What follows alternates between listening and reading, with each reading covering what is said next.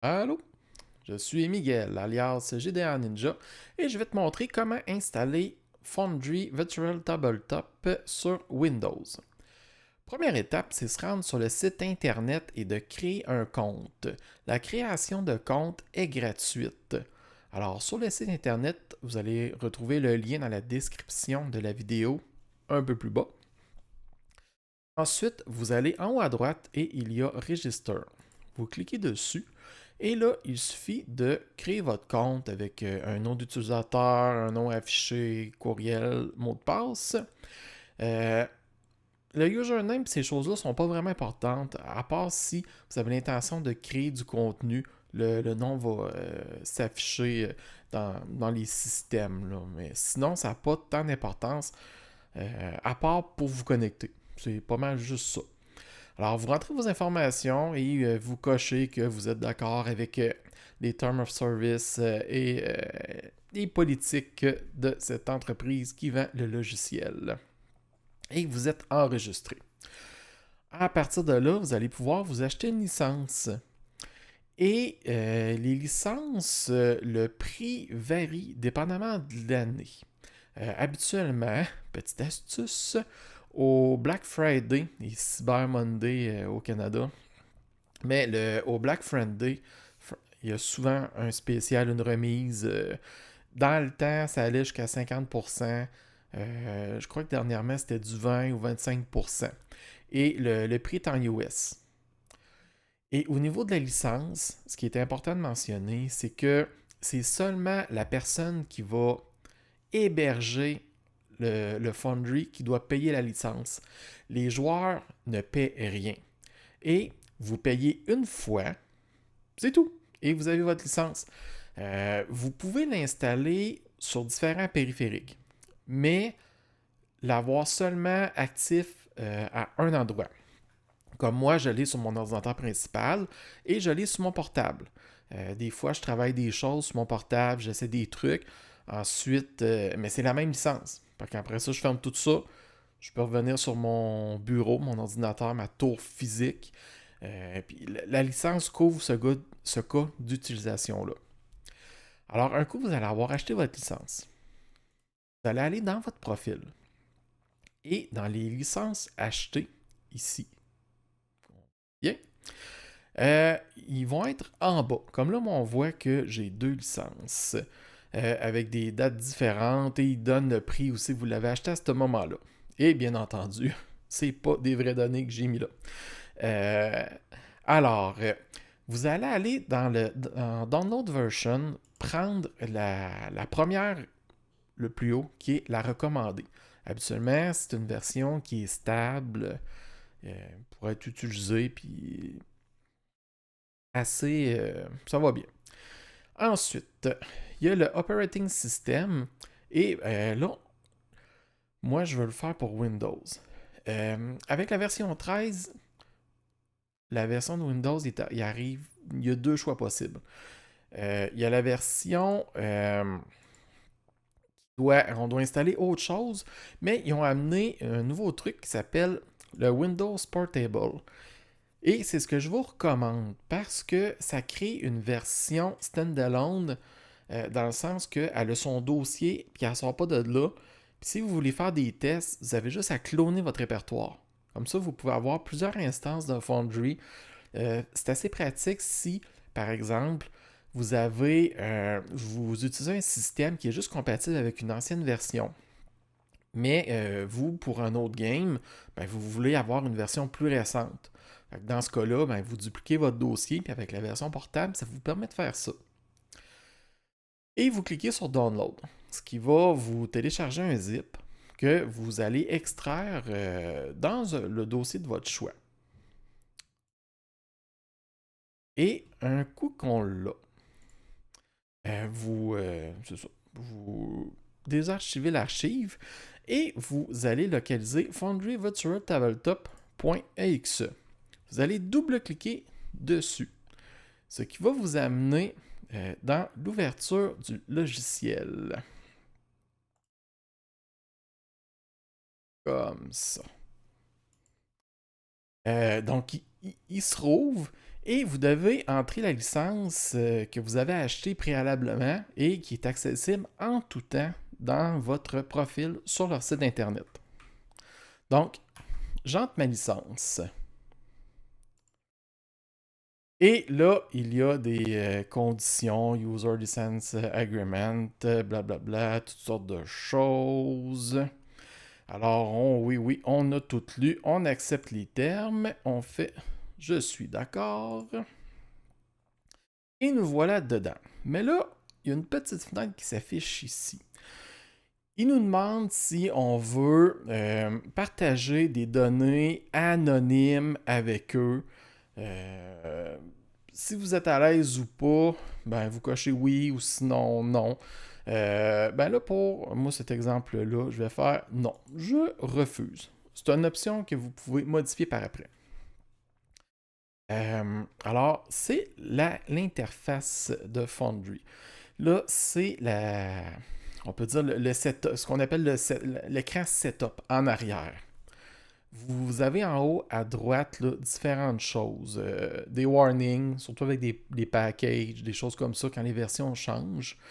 La configuration, ici il y a des updates. Et si on veut la gestion des backups. Et dans la configuration, c'est là que vous allez pouvoir mettre un mot de passe administrateur. Mais comme on est en mode standalone, c'est plus ou moins important. Le chemin aussi parce que là, tout est centré dans le même répertoire. Par exemple, si je retourne dans le Foundry, pas dans le Foundry, mais dans l'explorateur de fichiers, que je vais réafficher et que je recule, il y a des choses qui sont créées. Avant, j'avais simplement app, et là, on a config, data et log. Et c'est là que toutes les choses vont se mettre. Les modules qu'on va télécharger, les différents systèmes, Pathfinder, Donjon Dragon, Warhammer, vont aller là-dedans, et les worlds. Les worlds, c'est, mettons, une campagne. Vous pouvez avoir plusieurs worlds. Il n'y a comme pas de limite, là. C'est des manières de... C'est comme packager. On va vous montrer ça. Et c'est ce dossier-là que... C'est toute cette chose-là qui fait que c'est standalone. Voilà. Alors, on retourne dans la configuration. Bon, il y a des termes, des thèmes qu'on peut choisir. Le monde par défaut. Ce qui veut dire que quand, un coup qu'il va en avoir une configurée, quand vous allez lancer votre Foundry, automatiquement, il va charger ce monde-là. Donc, ça peut vous sauver quelques clics. Et le langage. Dans la configuration du serveur, habituellement, c'est le port 30 000. C'est comme... c'est lu par défaut, tout le monde le connaît. Vous pouvez le changer. Note importante aussi, c'est lui qu'il faut configurer une redirection sur votre routeur. Mais si vous avez ça de coché, habituellement, ça se parle, puis il dit, Foundry va dire à votre routeur, ben moi j'ai besoin d'avoir tel port qui redirige vers moi. Mais des fois, ça ne fonctionne pas. Là, on embarque un petit peu plus dans le technique. Je ne pourrais pas vous montrer comment configurer ça là. Il y a trop de choses qui peuvent être différentes. Mais les Discord des différentes communautés peuvent vous aider. Différentes options, compresser les fichiers. Les options par défaut là, sont bien correctes habituellement. Et voilà l'écran tantôt qu'on a refusé. Donc, il n'y a pas grand-chose à toucher là, à part le monde par défaut, un coup qu'on va en avoir créé.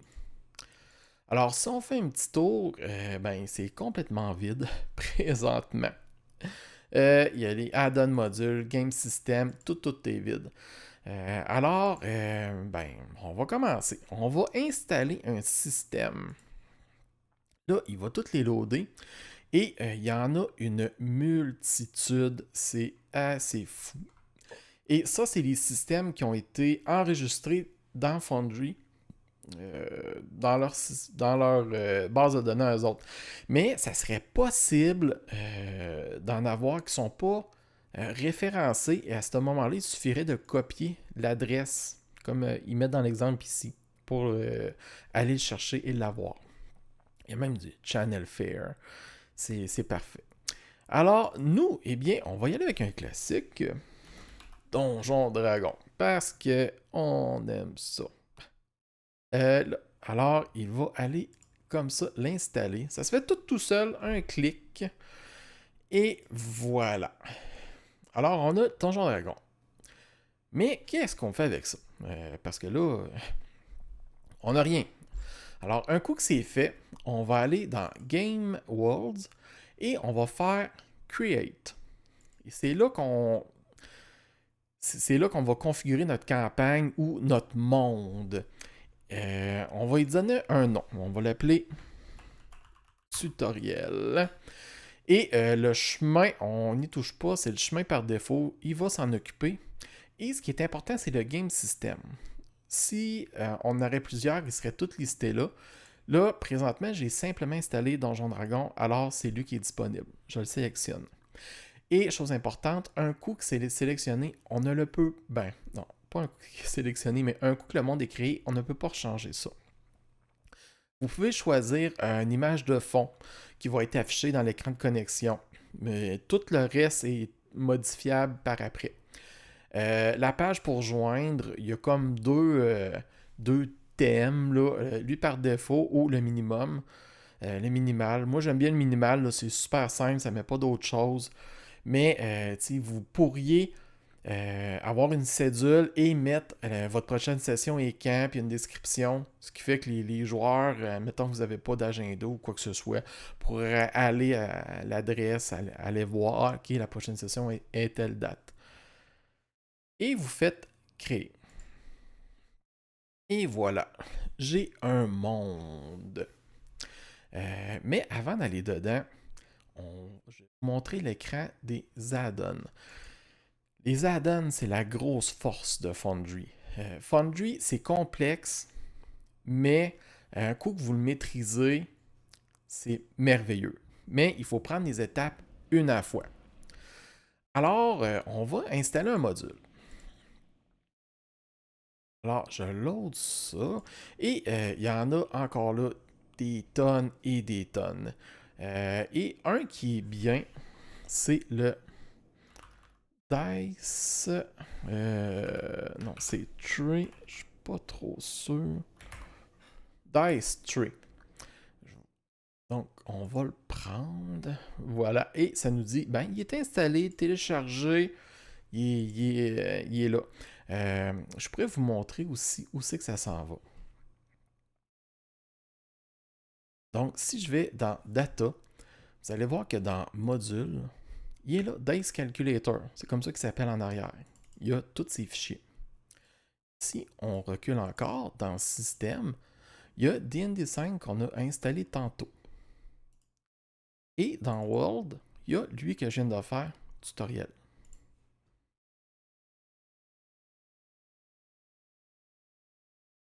Et voilà, vous avez un monde de créer, configuré avec un système. Il vous reste juste à lancer. Comme ceci. Et voilà, on est dans l'écran simple. Ça ici, c'est pour retourner au setup. Et vous avez, c'est l'écran de connexion. Donc, par défaut, il y a juste le Game Master et il n'y a aucun mot de passe. Et vous faites joindre Game Session. Et voilà, vous êtes dans Foundry, dans un monde vierge. Et je vais vous montrer par après qu'est-ce qu'on peut faire avec ça. Alors, à tantôt pour la suite.